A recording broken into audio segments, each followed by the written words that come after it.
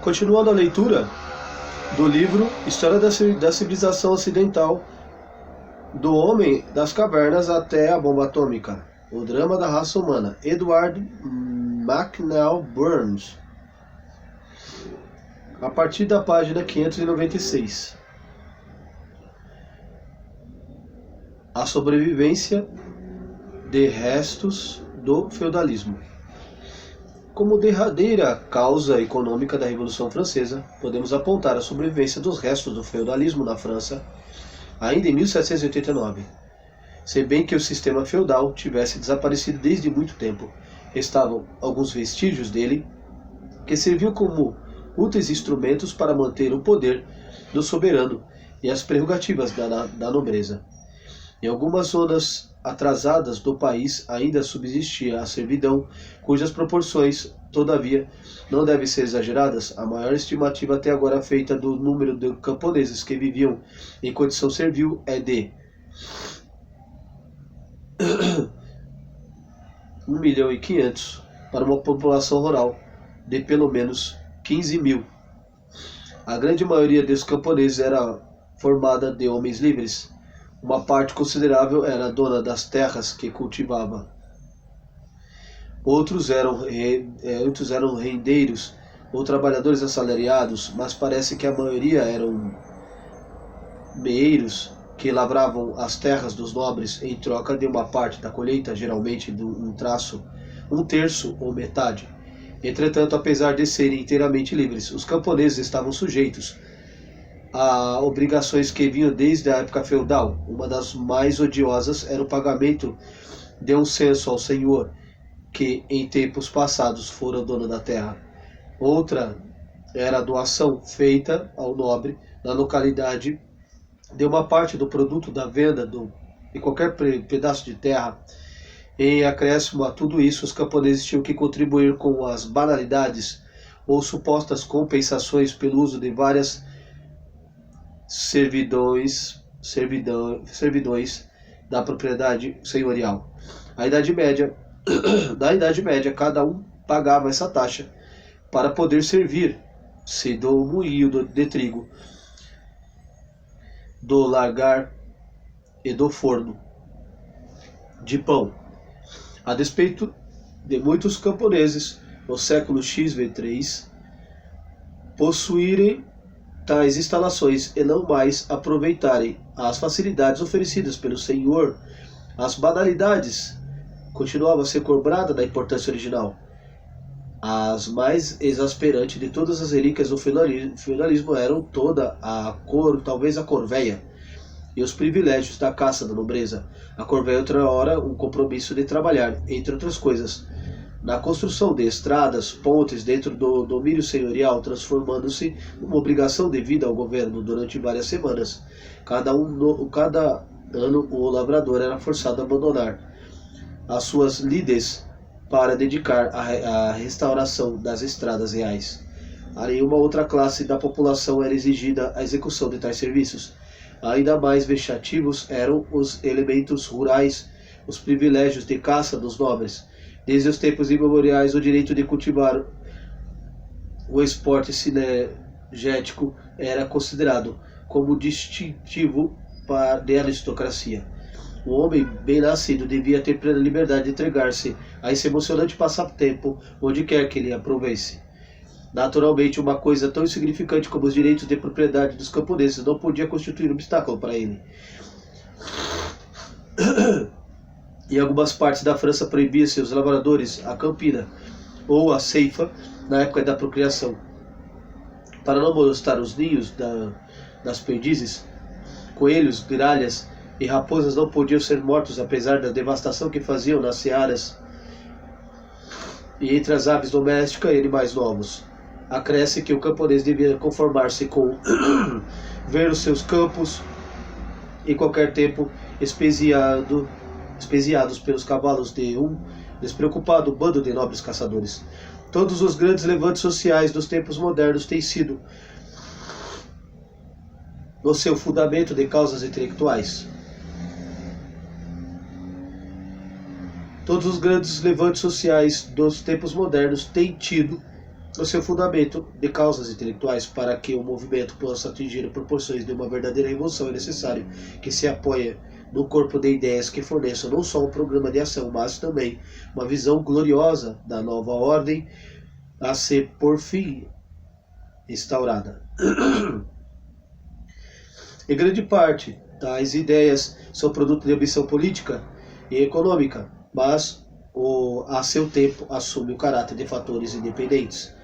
Causas originais secundárias ou derivadas acabam por se transformar em causas primárias, e sua realização passa a ser aceita por um objetivo em si, a conquista e o devotamento dos homens com o evangelho de uma nova religião. As causas intelectuais da Revolução Francesa foram, em essência, o fruto do iluminismo.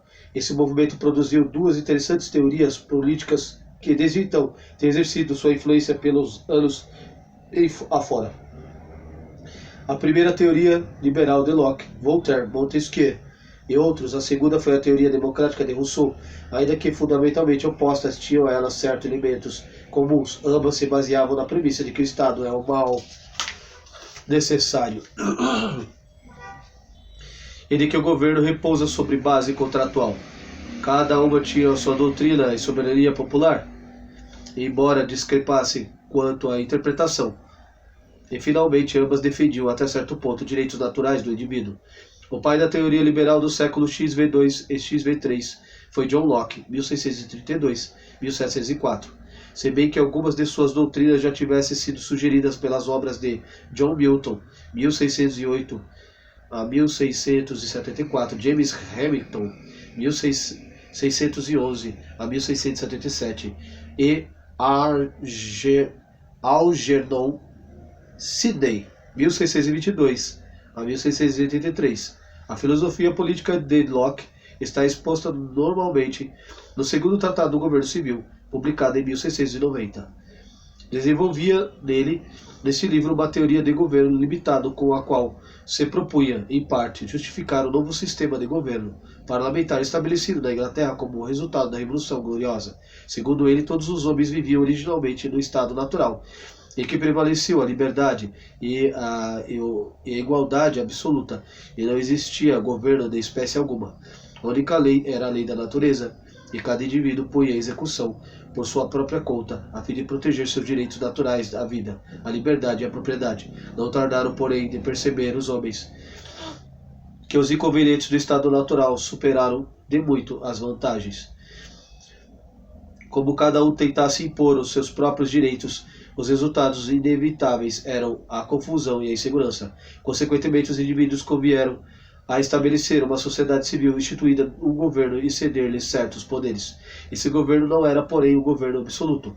O único poder que lhe conferia era de executar a lei natural, uma vez que o Estado nada mais é do que o poder conjunto de todos os membros da sociedade. Sua autoridade não pode ser maior do que aquela que essas pessoas possuíam no estado natural, antes de formarem um grupo social e cederem à comunidade. Todos os direitos que não são expressamente cedidos ficam reservados a próprias pessoas. Se o governo se exceder ou abusar da autoridade explicitamente outorgada pelo contrato político, torna-se tirânico, e o povo tem o direito de dissolvê-lo ou de se rebelar contra ele e derrubá-lo. Locke condenava o absolutismo sob todas as formas, denunciou a monarquia despótica, mas não foi menos severo em suas críticas à soberania absoluta dos parlamentos. Embora defendesse a supremacia do poder legislativo, considerando o executivo acima de tudo como agente mau, como agente seu, recusava, não obstante, de conceder um poder ilimitado aos representantes do povo, alegando que o governo fora instituído entre os homens para a preservação da propriedade, que definia geralmente como compreendendo a vida, a liberdade e os bens materiais. Negava a autoridade de qualquer agente político para usurpar os direitos naturais do indivíduo. A lei da natureza que corporifica esses direitos é uma limitação automática imposta a todos os ramos do governo, ainda que a maioria dos representantes do povo reclamassem a restrição da liberdade de palavra ou o confisco, a redistribuição da propriedade. Tal coisa não podia fazer legalmente. não se poderia fazer legalmente. Se por outro lado fosse feito ilegalmente, justificaria a adoção de medidas eficazes de resistência por parte da maioria dos cidadãos. Locke cuidava muito mais de proteger a propriedade individual que se promover a estabilidade do progresso social. Se fosse forçado a escolher, teria preferido os males da anarquia ao despotismo sobre qualquer forma. Poucos filósofos políticos têm exercido mais influência do que Locke na história do mundo. Não só suas doutrinas dos direitos naturais, do governo limitado e do direito de resistência à tirania foram uma fonte importante da teoria da Revolução Francesa, senão também encontravam pronta aceitação na América. Delas deriva quase todo o fundamento teórico da revolta colonial contra a opressão britânica. Reflete tal evidência da Declaração da Independência dos Estados Unidos, que passagem inteiras deste documento dão a impressão de terem sido copiadas do segundo tratado. Os princípios de Locke influíram também na redação da Constituição e, sobretudo, os argumentos com que Hamilton, Madison e Jay estavam no Federalist pela sua adoção. Mais tarde, quando o governo promulgou a lei dos estrangeiros, a lei da sedição, foi escutando-se principalmente nas teorias de Locke, Madison e Jefferson. Nas revoluções da Virgínia, do Kentucky, apelaram para diversos estados a fim de que resistissem à usurpação do poder. Na França, os maiores expoentes da teoria política liberal foram Voltaire, 1694-1778, Barão de Montesquieu, 1689-1755. Como foi salientado, Voltaire considerava o cristianismo ortodoxo como o pior inimigo da humanidade, mas também voltaram grande desprezo ao governo despótico. Durante seu exílio na Inglaterra, estudava livros de Locke, cujas vigorosas afirmativas de liberdade individual lhe causaram profunda impressão. Voltando para a França, ainda relativamente moço, dedicou o resto de sua vida, em grande parte, à luta pela liberdade intelectual, religiosa e política. Em comum com Locke, Voltaire concebia o governo como um mal necessário, com poderes que deviam limitar-se ao de fazer observar os direitos naturais. Sustentava que todos os homens são dotados pela natureza de direitos iguais à liberdade, propriedade e proteção delas das leis. Não era, porém, um democrata. Inclinava-se a ver a forma ideal de governo, quer numa monarquia estabelecida, quer numa república dominada pela classe média. Nunca perdeu o temor das massas. Receava até que os ataques à religião organizada pudessem incitar a multidão em atos violentos. Conta-se que, após ter sido assaltado e roubado por alguns camponeses, frequentou a igreja durante certo tempo a fim de convencer os aldeões de que ainda acreditava em Deus. O pensador político mais profundo e sistemático que Voltaire foi o Barão de Montesquieu. Seu contemporâneo mais velho, embora sendo, como Voltaire, um estudioso de Locke e admirador ardente das instituições britânicas, Montesquieu foi uma figura sem par entre os filósofos políticos do século XV3. Seu cérebro espírito das leis introduziu novos métodos, novas concepções na teoria do Estado. Ao invés de tentar fundar uma ciência do governo pela dedução pura, seguiu o método aristotélico de estudar os animais políticos concretos, tal como se supunha que tivesse funcionado no passado, inclinando-se a desenhar as ideias de Locke sobre os direitos naturais e a origem contratual do Estado.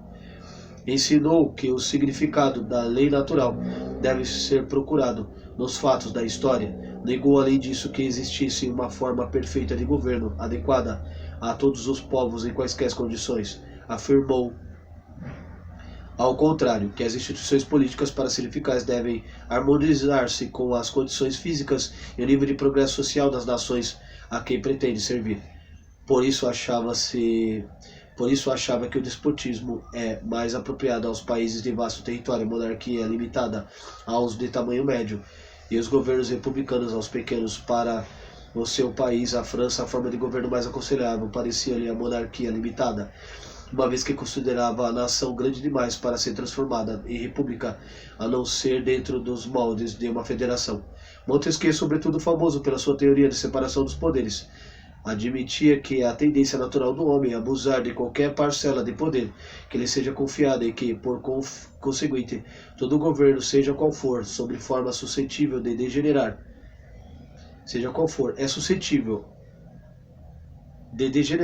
em despotismo. A fim de prevenir tais resultados, a autoridade do governo deve ser dividida nos 3 ramos naturais: o poder legislativo, executivo e judiciário, todas as vezes que permite que sejam enfeixados 2 ou mais desses poderes na mesma mão, a liberdade perece, declarava ele. O único meio eficaz de impedir a tirania é capacitar cada ramo do governo para agir como um freio para os outros 2. O executivo, por exemplo, deve dispor de veto para impedir as transgressões do legislativo. O legislativo, por sua vez, deverá ter o poder de impeachment para restringir o executivo. E, por fim, deve existir o judiciário independente, munido de poderes para proteger os direitos individuais contra os atos arbitrários tanto do legislativo quanto do executivo. Esta teoria favorita de Montesquieu não visava, por certo, facilitar a democracia.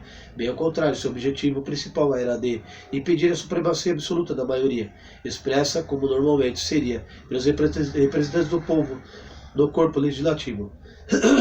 É um exemplo típico da aversão que a burguesia daquela época voltava a qualquer forma de governo despótico, fosse ele de uma minoria ou mesmo de uma maioria. Mas nem por isso teve menos influência. O princípio da separação dos poderes de Montesquieu foi incorporado ao primeiro governo estabelecido durante a Revolução Francesa e adotado com pequenas modificações na Constituição dos Estados Unidos. O segundo dos grandes ideais políticos que constituiu parte importante do fundamento intelectual da Revolução Francesa foi o ideal de democracia. Em contraste com o liberalismo, a democracia se interessava e ainda se interessa menos pela defesa dos direitos individuais do que pela instauração do governo popular. Na verdade, em seu significado histórico, ela é inseparável da ideia de soberania das massas. O desejo da maioria dos cidadãos é a lei suprema da nação, porque a voz do povo é a voz de Deus. Supõe-se, em geral, que no regime democrático a vontade da minoria continue a desfrutar e ter a liberdade de expressão, mas isso não acontece necessariamente.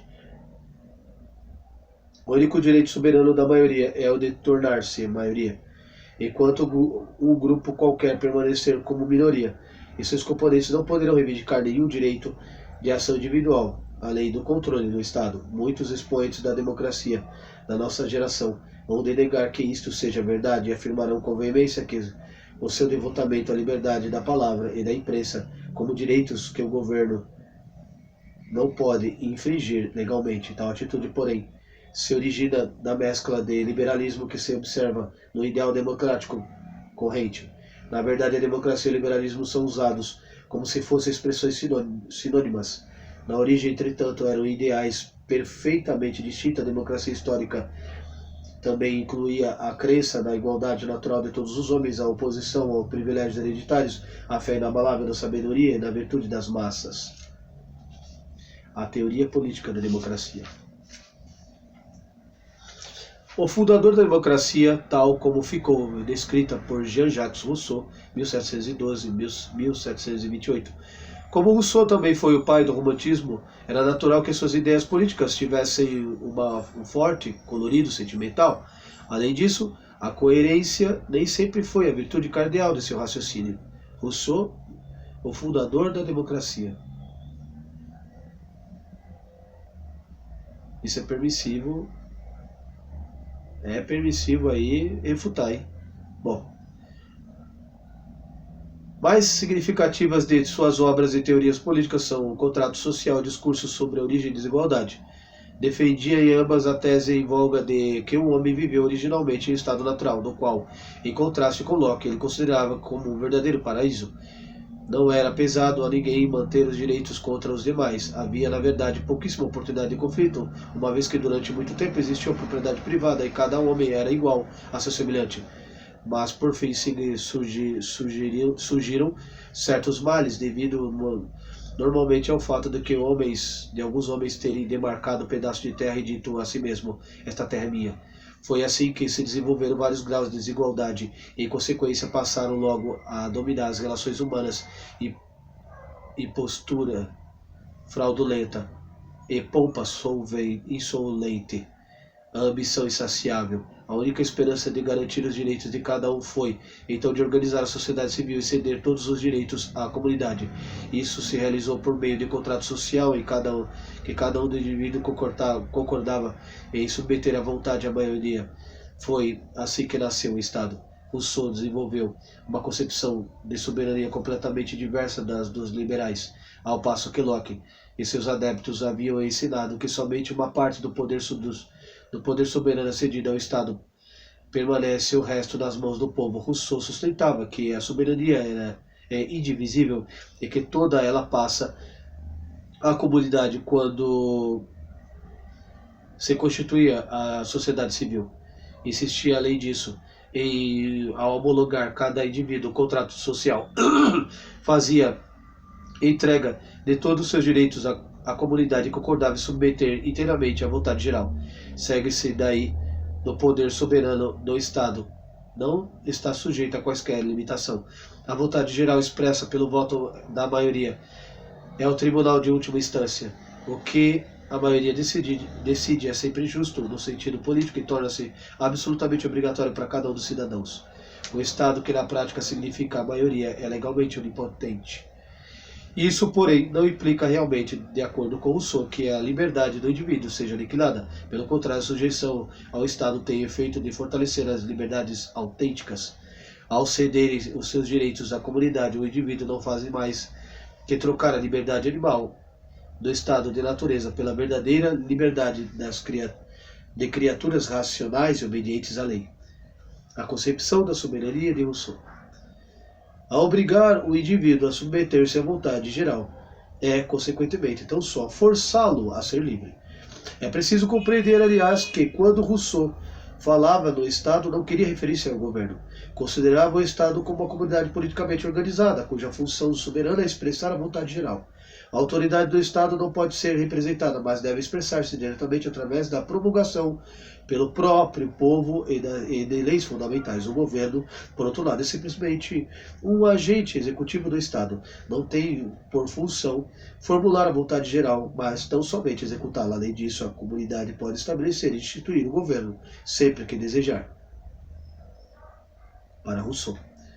Seria difícil exagerar a influência da teoria política de Rousseau. Seus dogmas de igualdade e supremacia da maioria foram a principal inspiração na segunda etapa da Revolução Francesa.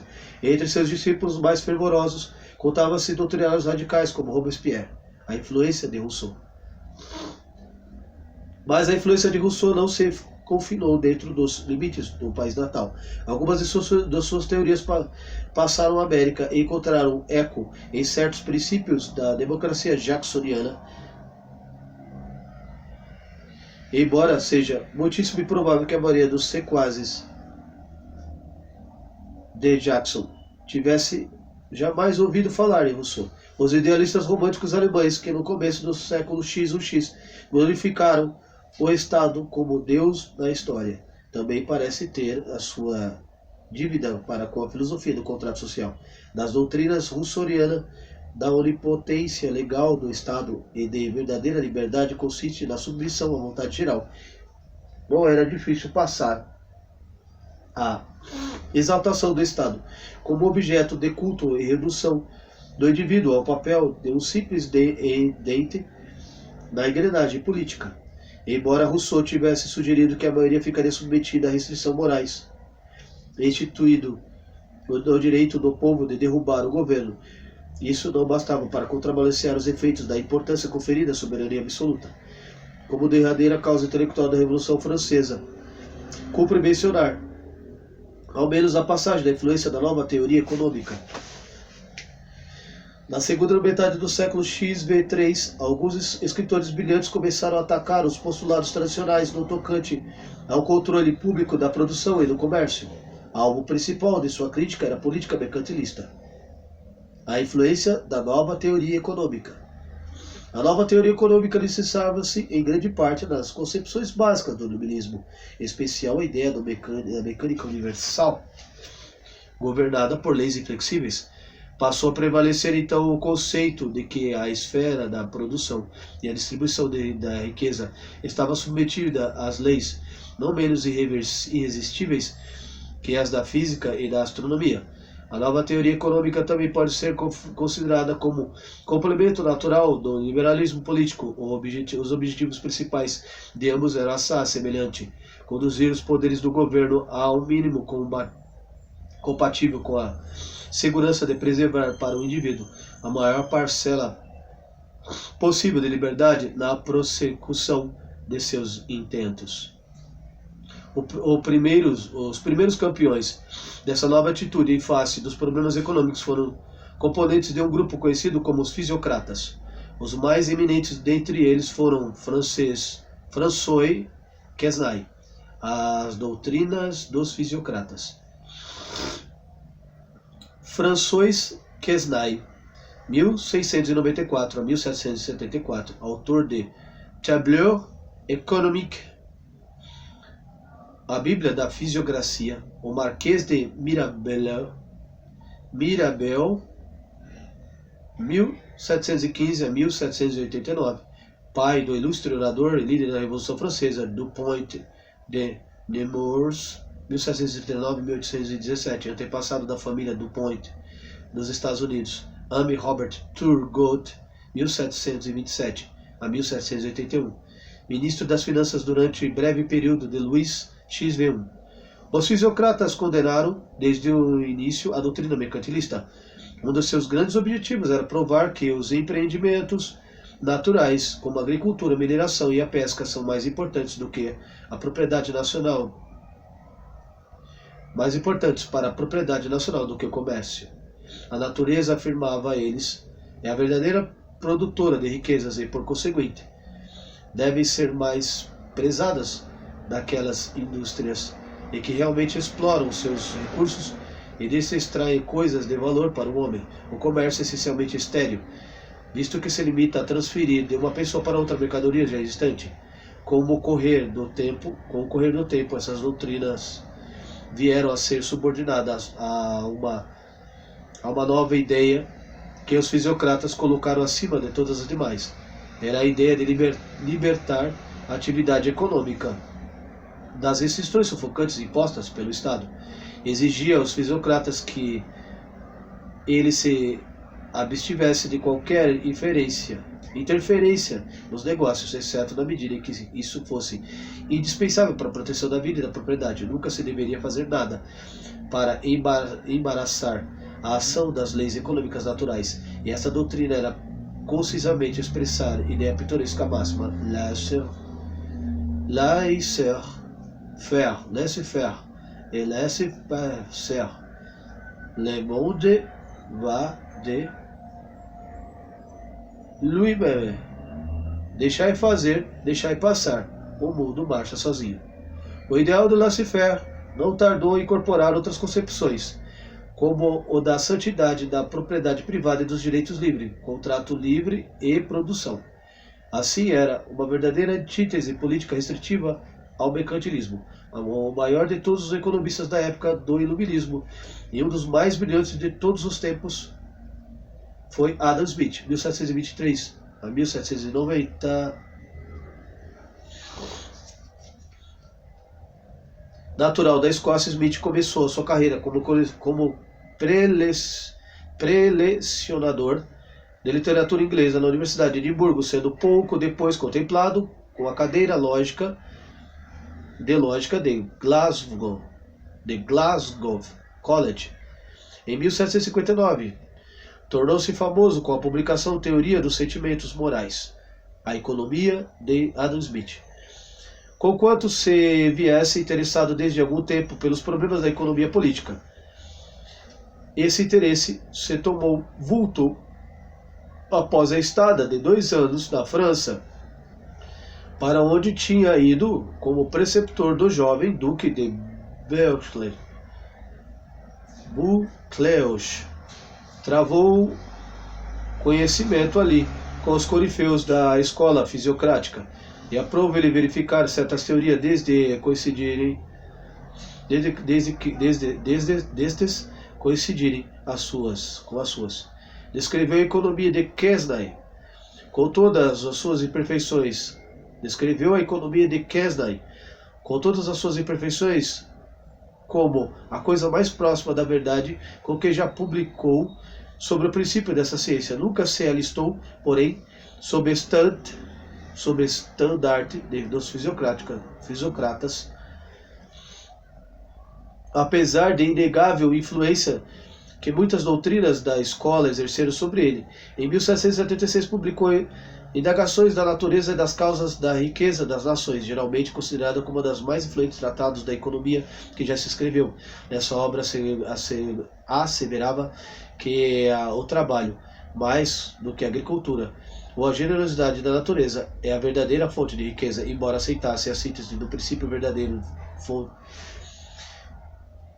Embora aceitasse em síntese o princípio de laissez-faire, admitindo que a melhor maneira de promover a propriedade geral seria permitir que cada um seguisse os seus próprios interesses, era da opinião que certas formas de interferência governamental seriam desejáveis. O Estado deveria intervir para prevenir as injustiças e opressões, fazer progredir a educação e proteger a saúde pública, bem assim como manter empresas necessárias que o capital privado nunca poderia instalar.